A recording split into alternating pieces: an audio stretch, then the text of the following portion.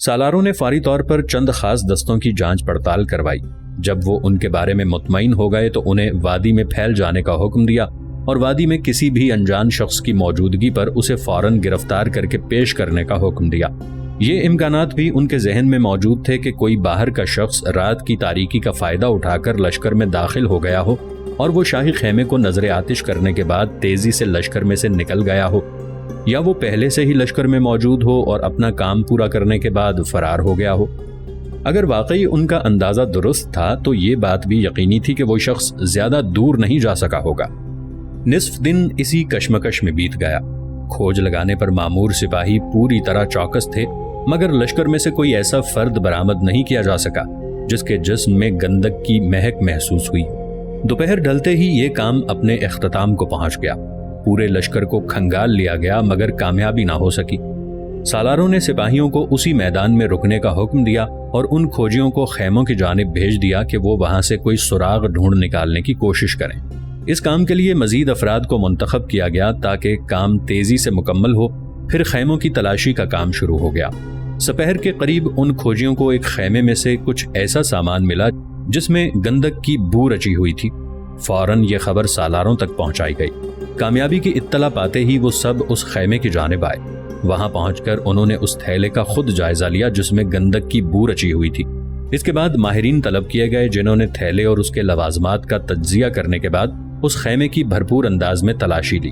مختلف چیزوں کو دیکھنے کے بعد انہوں نے سالاروں کو بتایا کہ اس خیمے میں جو لوگ موجود ہیں ان میں سے کچھ افراد ایسے ہیں جن کا تعلق حسن بن صبا کے فرقے سے ہے۔ خیمے کی نشاندہی ہونے کے بعد اس خیمے کے مکینوں کو ڈھونڈنے کے کام کا آغاز کیا گیا۔ سالاروں نے باہم مشورے سے اس بات کو خفیہ رکھتے ہوئے تمام سپاہیوں کو خیموں میں واپس لوٹنے کا حکم دیا۔ اس دوران مشکوک خیمے کی غیر محسوس انداز میں نگرانی کا بندوبست کیا گیا تاکہ اس کے مکین شک پڑنے پر دائیں بائیں نہ ہو جائیں۔ اسی ادھیڑ بن میں شام ہو گئی اور روشنی کم ہونے لگی۔ وادی میں بکھرے ہوئے سپاہی بھی ناکام واپس لوٹے۔ بالآخر سالاروں کی بھاگ دوڑ کامیابی سے ہمکنار ہوئی۔ شام گہری ہونے کے بعد کچھ افراد محتاط نگاہوں سے ادھر ادھر دیکھتے ہوئے اس خیمے میں داخل ہوئے۔ وہ تعداد میں 7 تھے۔ کچھ ہی دیر میں انہیں ڈھکے چھپے انداز میں وہاں سے نکال کر سالاروں کے سامنے پیش کر دیا گیا۔ سالاروں نے ان کے حلیے کا بغور جائزہ لیا۔ ان میں 2 تو شکل و صورت میں مسلمان دکھائی دے رہے تھے جبکہ باقی 5 نصرانی معلوم ہوتے تھے۔ سالاروں نے ماہرین کو دوبارہ بلوایا اور ان کے جسم میں سے گندک کی بو کو تلاش کرنے کا حکم دیا۔ 3 ماہر آگے بڑھ کر ان کے جسم کے گوشوں کو سونگھنے لگے۔ کچھ دیر بعد انہوں نے انکار میں گردن ہلائی۔ ایک سالار غصے کے عالم میں آگے بڑھا اور تلوار نکال کر تینوں ماہروں کے سر قلم کر دیے۔ اب دوسرے 3 ماہروں کو حکم دیا گیا کہ وہ آگے بڑھ کر اپنا کام انجام دے۔ وہ اپنے 3 ساتھیوں کا انجام اپنی آنکھوں سے دیکھ چکے تھے۔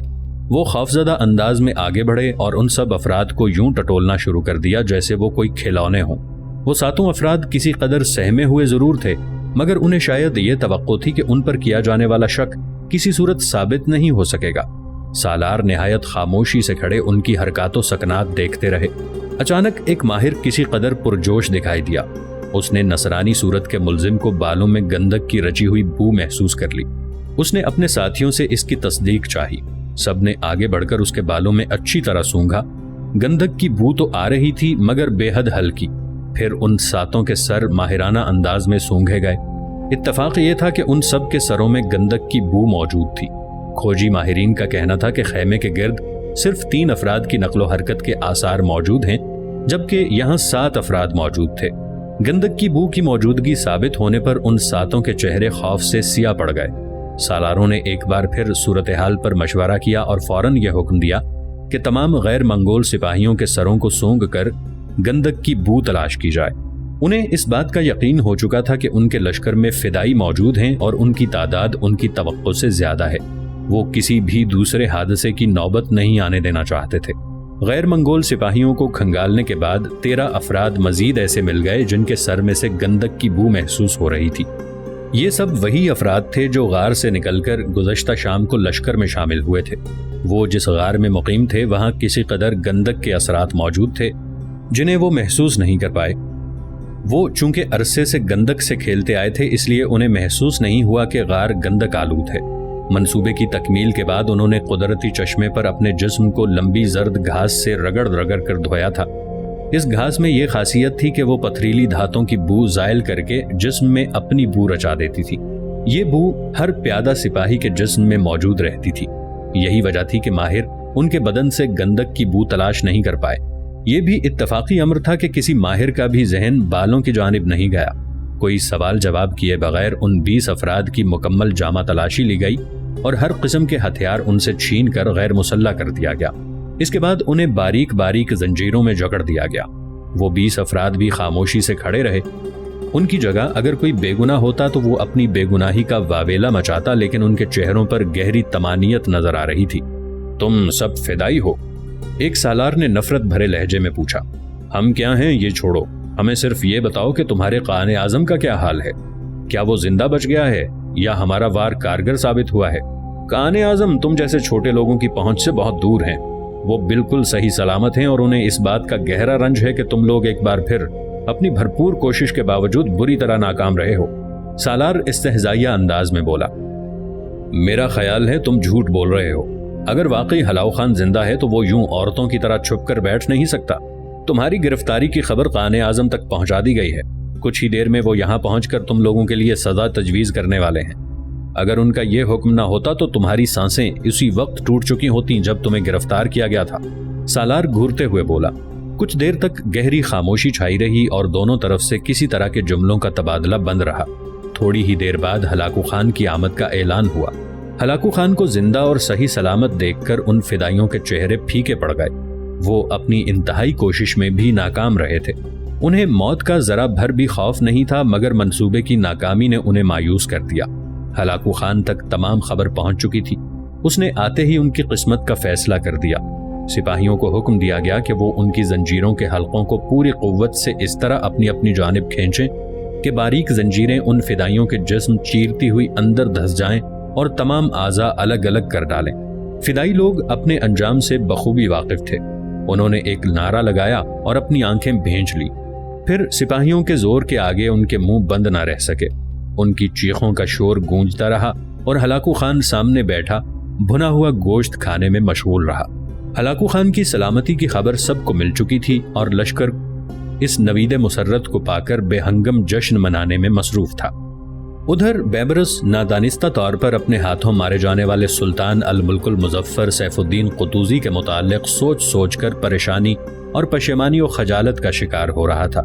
सुल्तान अल मुल्कुल मुजफ्फर 16 ज़ीक़ादा 658 हिजरी को बैबरस के हाथों मौत के घाट उतर गया। आखिरी मुद्दत में सुल्तान अल मुल्कुल मुजफ्फर ने अपने कई हरीफ पैदा कर लिए थे। एक जानिब वो मिस्री उमरा के हुकूक पूरे करने से इनकारी हुआ, तो दूसरी तरफ सरकर्दा और हर दिल अजीज ममलूक उमरा को मुख्तलिफ हीलों से राह से हटाता रहा। मुमकिन था कि उसके बारे में फैसला बहुत पहले ही अमल में आ जाता। तातारियों की यूरिश ने ममलूक उमरा को किसी ऐसे इक़दाम से बाज रखा। वो मौजूं वक्त की तलाश में थे कि सुल्तान अल मुल्कुल मुजफ्फर को माजूल करके कोई दूसरा सुल्तान तख्त नशीन कर दिया जाए। तातारियों की ऐने जालूत की शिकस्त से खतरा किसी कदर टल चुका था, मगर उनके ख्याल के मुताबिक अभी ये कार्रवाई अमल में लाने का दुरुस्त वक्त नहीं आया था। अमीर गयासुद्दीन करताई की मौत के बाद उनमें बेचैनी सी फैल गई थी। वो अभी इसी ज़िम्न में कोई फैसला करने की कशमकश से दो चार थे कि बैबरस ने अचानक दमिश्क पहुंचकर सुल्तान अल मुल्कुल मुजफ्फर का काम तमाम कर दिया। इस बागी गिरोह का सरगना मिस्री अमीर फखरुद्दीन लुकमान था, जो कि मिस्री उमरा में मुमताज हैसियत का हामिल था। उसे रात को ही सुल्तान अल मुल्कुल मुजफ्फर के कत्ल की खबर मिल गई। कत्ल की रात को ही अमीर फखरुद्दीन लुकमान ने दमिश्क में मौजूद तमाम उमरा का इजलास तलब किया और ताज़ा सूरत हाल उनके सामने रख दी। उमरा के सीनों में एक अरसे से सुलगने वाली आग ये खबर पाकर सर्द पड़ गई। सब लोगों ने कुदरत के इस फैसले पर शुक्र अदा किया। अब उनके सामने ये मसला था कि सुल्तान अल मुल्कुल मुजफ्फर के बाद किस शख्स को नया सुल्तान मुंतखब किया जाए, क्योंकि ये निहायत नाजुक दौर था। तातारियों से अभी मुकाबले जारी थे। उन्हें कई मकामात पर शिकस्त फाश जरूर हो चुकी थी, मगर तातारियों की मरकजी कुव्वत एलखानी हुक्मरान हलाकू खान के परचम तले अभी तक बरकरार और सही सलामत थी। हलाकू खान बिलाद शाम की जानिब किसी भी वक्त कूच कर सकता था। सुल्तान अल मुल्कुल मुजफ्फर के कत्ल की खबर उस तक आसानी से पहुंच सकती थी, जिसके नतीजे में वो यकीनन यही फैसला करता कि हालात साजगार हैं। मुस्लिम अफवाज सुल्तान की अदम मौजूदगी में इंतशार की शिकार हैं। لہٰذا حملے کا نقارہ بجا دیا جائے۔ علاوہ ازیں اسلامی سلطنت کے گرد پھیلے ہوئے اور مقبوضہ علاقوں کے تاتاریوں کے حوصلے بھی بڑھ سکتے تھے۔ یہ وہ کڑا دور تھا جب اسلامی لشکر کی صفوں میں پیدا ہونے والے معمولی سے انتشار سے بھی دشمن بھرپور فائدہ اٹھا سکتا تھا۔ ایسی خوفناک دراڑیں پڑتی کہ مسلمان آپس میں ہی کٹ مرتے۔ مصری اور مملوک امراء اس حقیقت سے اچھی طرح واقف تھے کہ ان کے وجود سے زیادہ ان کی سرزمین کی سلامتی اہمیت رکھتی ہے، جو ان کے مناصب اور عزت و جاہ کا باعث ہے۔ بلاد مصر کی سلامتی اسی میں مضمر تھی کہ تاتاریوں کو بلاد شام سے اتنی دور دھکیل دیا جائے کہ وہ دوبارہ پلٹ کر ادھر کا رخ نہ کر سکیں۔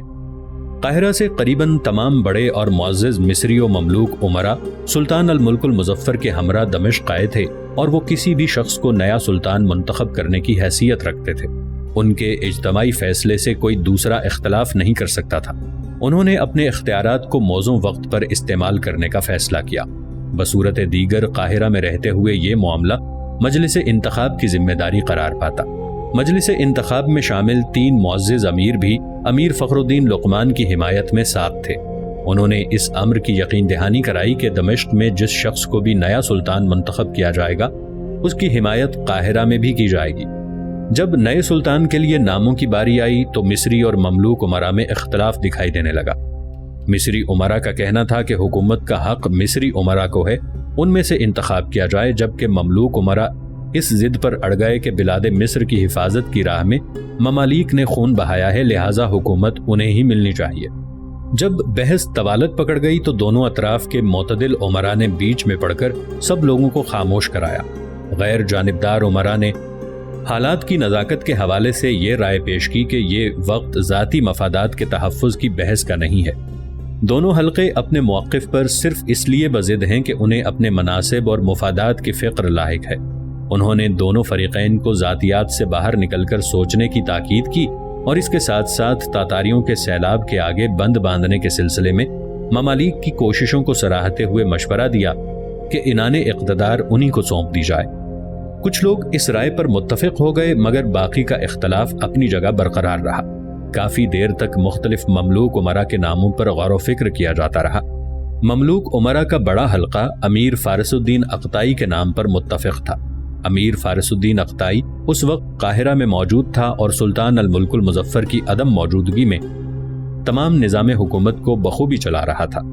اس مملوک امیر کو پہلے بھی سلطان کے عہدے کے لیے نامزد کیا گیا تھا، مگر وہ خود ہی اس نامزدگی سے دستبردار ہو گیا۔ کچھ امراء کا خیال تھا کہ وہ اس مرتبہ بھی حکومت کا بار اٹھانے سے انکار کر دے گا۔ مصری امراء فارس الدین اقطائی کے نام پر رضامند نہیں ہوئے۔ کافی دیر تک بحث و تمہیز ہوتی رہی، اور اس تمام دورانیے میں امیر فخر الدین لقمان کسی ایسی شخصیت کے بارے میں سوچتا رہا جو سب لوگوں کے لیے یکساں طور پر قابل قبول ہو اور اس کے حوالے سے واضح اختلاف بھی سامنے نہ آئے۔ مختلف نام اس کے ذہن میں گردش کرتے رہے، پھر اچانک بجلی کے کوندے کی طرح وہ نام اس کے ذہن میں لپکا جو سب کے سامنے ہوتے ہوئے بھی شاید سب کی نگاہوں سے اوجھل تھا۔ امیر فخر الدین لقمان نے اپنے تئیں ایک نتیجے پر پہنچتے ہوئے ان سب کو خاموش ہونے کا اشارہ کیا۔ وہ سب لوگ چونک کر اس کی جانب دیکھنے لگے۔ امیر فخر الدین لقمان نے کہا، میں تمام مصاحبین کے جذبات کی قدر کرتا ہوں۔ چونکہ وقت ایسا ہے کہ بلاد مصر کے ساتھ ساتھ بلاد شام کی حفاظت کرنا ہماری ہی ذمہ داری بن چکا ہے، لہٰذا میرا خیال ہے کہ ہمیں اقتدار اس شخص کے حوالے کر دینا چاہیے جس نے اپنی اہلیت کا ثبوت ہمیں عملی طور پر پیش کیا ہے۔ اس کی بات سن کر وہاں موجود سب لوگ چونک اٹھے۔ کچھ لوگ فوراً سمجھ گئے کہ امیر فخر الدین لقمان کا اشارہ کس جانب ہے، لیکن زیادہ تر کے چہرے سوالیہ نشان بن گئے۔ تھوڑی دیر کے لیے ہر طرف خاموشی چھا گئی۔ تم بیبرس کو منصب شاہی پر بٹھانا چاہتے ہو؟ بالآخر اس خاموشی کو ایک معمر امیر کی بھاری بھرکم آواز نے توڑا۔ تم اچھی طرح جانتے ہو کہ گزشتہ ایام میں امراء کا کثیر حلقہ اس کا مخالف رہا ہے۔ کیا وہ عنان سلطنت سنبھالتے ہی الملک المظفر جیسی روش نہیں اپنائے گا؟ امیر کی بات سن کر تمام حاضرین میں سرگوشیاں گھوم گئیں۔ جو امیر فخر الدین لقمان کی بات سمجھ گئے تھے ان میں استفہامی، اور جو نہیں سمجھ پائے تھے ان میں تحیر بھری۔ بیبرس کا کردار ہمارے سامنے ہے، تمام عساکر اس کی مٹھی میں ہیں، اگر وہ چاہے تو زبردستی بھی سلطنت پر قبضہ کر سکتا ہے۔ تمام عسکری امیر اس کے ہم نوالا ہیں، لیکن اس نے آج تک ایسا کوئی قدم اٹھانے کی کوشش نہیں کی۔ امیر فخر الدین لقمان بولا۔ کچھ دیر تک بیبرس کے حوالے سے بحث کا سلسلہ جاری رہا، لیکن ساری گفتگو کا پلڑا واضح طور پر بیبرس کے حق میں جھکا ہوا دکھائی دے رہا تھا۔ مملوک امراء کے علاوہ مصری امراء بھی بیبرس کو پسندیدگی کی نگاہ سے دیکھتے تھے، لہٰذا نئے سلطان کے طور پر اسے منتخب کر لیے جانے میں زیادہ وقت نہ لگا۔ زیادہ تر امراء نے بخوشی اس کے حق میں فیصلہ دے دیا، البتہ ان عمائدین سلطنت کو اپنے مناصب خطرے میں دکھائی دینے لگے جنہوں نے ماضی میں بیبرس کے خلاف ہرزہ سرائی کرنے میں کوئی کسر نہیں چھوڑی تھی۔ رات کے آخری پہر میں مجلس برخاست کی گئی۔ کچھ ہی دیر میں فجر کی اذان ہونے والی تھی۔ یہ طے پا چکا تھا کہ دن کے پہلے حصے میں سلطان الملک المظفر کی تجہیز و تکفین کی جائے گی اور شام ہونے سے پہلے باضابطہ طور پر بیبرس کی تخت نشینی کی رسم ادا کر دی جائے گی۔ امیر فخر الدین لقمان بیبرس کے نام پر اتفاق رائے حاصل کرنے کے بعد کچھ دیر تک لیٹا رہا، پھر اذان کی آواز بلند ہونے پر جامع مسجد کی جانب بڑھ گیا، جہاں اسے بیبرس سے ملاقات کی فوری توقع تھی۔ وہ تخت نشینی کی تقریب کا انعقاد ہونے سے پہلے بیبرس سے اس موضوع پر گفتگو کرنا چاہتا تھا۔ دوسری جانب گلوقوز بے خیالی کے عالم میں کنیز کے ہاتھ کھینچتی ہوئی قلعے کے مخصوص شاہی مہمان خانے میں پہنچ گئی۔ یہ ایک بڑا اور ہر قسم کی آسائش سے آراستہ کمرہ تھا جس میں ضرورت کی قریباً ہر چیز نہایت قرینے سے لگائی گئی تھی۔ کنیز نے گلوقوز کو جہاں لا کر چھوڑا تھا وہ وہاں ساکت و جامد کھڑی رہی۔ کنیز نے اس کے کھوئے کھوئے پن پر کسی قدر حیرت اور کسی قدر ناگواری سے ناک چڑھائی۔ گلوقوز کا ذہن ابھی تک اسی ادھیڑ بن کا شکار تھا کہ سیڑھیوں میں دکھائی دینے والا فرد اگر واقعی اس کا ماموزاد شنگ خان ہی تھا تو کیا گلوقوز ابھی تک منگولوں کے ہی کسی علاقے میں مقید ہے؟ شیخ کبیر الدین نے تو اس سے کہا تھا کہ وہ منگولوں کی سرزمین سے ہزاروں میل دور قبرستان کی وادی میں پہنچ چکی ہے، جہاں صرف اسی کا سکہ چلتا ہے۔ اگر شیخ کبیر الدین کا کہنا درست تھا تو شنگ خان کی یہاں موجودگی کو کیا نام دیا جاتا؟ شنگ خان کا شیخ کبیر الدین سے کیا تعلق ہو سکتا ہے؟ وہ کس مجبوری کے تحت اپنے وطن سے اتنی دور یہاں چلا آیا تھا؟ کیا وہ بھی پس پردہ شیخ کبیر الدین سے ملا ہوا ہے؟ کئی سوال سر اٹھا رہے تھے اور گلوقوز کے پاس ان میں سے کسی کا بھی کوئی جواب نہیں تھا۔ اچانک اس کے ذہن کے کسی گوشے میں سے یہ خیال ابھرا کہ اسے تو غار میں بند کر دیا گیا تھا اور پھر گھٹن کے باعث وہ بے ہوش ہو گئی۔ غار میں بند کرنے کا حکم یقیناً اس کے نانا منکانا نے ہی دیا ہوگا، تو کیا شنگ خان نے ہی اسے غار سے نجات دلائی تھی اور وہاں سے نکال کر شیخ کبیر الدین کے پاس چھوڑ گیا تھا؟ یقیناً ایسا ہی کچھ ہوا ہوگا۔ اس نے اپنے تئیں نتیجہ اخذ کر لیا۔ کنیز کافی دیر کے بعد جب گلوقوز کی جانب متوجہ ہوئی تو اسے اسی حالت میں کھڑے دیکھ کر پریشان ہو گئی۔ وہ تیزی سے اس کی جانب بڑھی اور اسے جھنجھوڑ ڈالا۔ گلوقوز، کیا ہوا؟ یوں کیوں کھڑی ہو؟ گلوقوز چونک پڑی اور حیرت سے اس کی جانب دیکھا۔ پھر اسے یاد آیا کہ یہ کبیر الدین کی خاص کنیز ہے جسے نگران کے طور پر اس کے ہمراہ رکھا گیا ہے۔ گلوقوز نے ہاتھ کے اشارے سے اسے تسلی دی اور کمرے کا جائزہ لینے لگی۔ کنیز کے ماتھے پر جنجلاہٹ کی ہلکی سی شکنیں نمودار ہوئیں، پھر وہ کندھے اچکا کر کمرے کے ایک حصے کی جانب بڑھ گئی۔ اسی روز 4 دوسری لڑکیاں بھی اسی کمرے میں لائی گئیں۔ ان کی شکلیں دیکھتے ہی گلوقوز کو اندازہ ہو گیا تھا کہ یہ بھی اس کی طرح مصیبت زدہ ہوں گی۔ ان سب لڑکیوں کی عمریں 20 سال سے کم ہی معلوم ہوتی تھیں۔ ایک خاص بات جو گلوقوز نے محسوس کی کہ ہر لڑکی کے ساتھ ایک ایک کنیز موجود تھی۔ کچھ دیر کے بعد ایک غلام وہاں آیا اور اس نے بتایا کہ اس کمرے میں گلوقوز سمیت 10 عورتیں قیام کریں گی، لیکن یہ قیام عارضی ہوگا۔ روزانہ انہیں قلعے کی مغربی دیوار کے احاطے میں لے جایا جائے گا اور وہاں ایک ماہر خنجر زن انہیں تربیت دے گا۔ غلام نے یہ بھی واضح کیا کہ شیخ کبیر الدین کا حکم ہے کہ تربیت کے لیے صرف 1 ماہ کا عرصہ دیا جائے گا۔ جو خواتین اس 1 ماہ کی تربیت کے بعد اعلیٰ کارکردگی کا ثبوت دیں گی انہیں مہارت حاصل کر لینے تک اسی کمرے میں ٹھہرایا جائے گا، اور جن کی کارکردگی ناقص رہی انہیں کسی رعایت کا مستحق نہ سمجھتے ہوئے قلعے کی فصیل سے نیچے پھینک دیا جائے گا۔ شیخ کبیر الدین کا کہنا ہے کہ انہیں اپنی مہم کی کامیابی کے لیے صرف تعاون کرنے والی اور ماہر خواتین کی ضرورت ہے۔ گلوقوز نے غلام سے دریافت کیا کہ کیا یہ کنیزیں بھی ہمارے ساتھ تربیت حاصل کریں گی، تو غلام نے وضاحت کی کہ کنیزیں صرف خدمت کے لیے فراہم کی گئی ہیں۔ تمام خواتین کو جس چیز کی ضرورت ہو وہ بے دھڑک کنیزوں سے طلب کر سکتی ہیں۔ کنیزیں خاص وفادار ہیں، ان سے کسی ایسے تعاون کی توقع نہ رکھی جائے جو یہاں کے اصولوں کے منافی ہو۔ اگر کسی خاتون نے اس قسم کی حرکت کرنے کی کوشش کی تو وہ جان لے کہ سزا کے طور پر وہ جسم کے کئی حصوں سے محروم کی جا سکتی ہے، جس میں انگلیوں سے لے کر سر تک سب اعضاء شامل ہیں۔ غلام نے سزا کا نقشہ کچھ ایسے بھیانک انداز میں کھینچا کہ وہاں موجود سب خواتین کو اپنی سانسیں رکتی ہوئی محسوس ہوئیں۔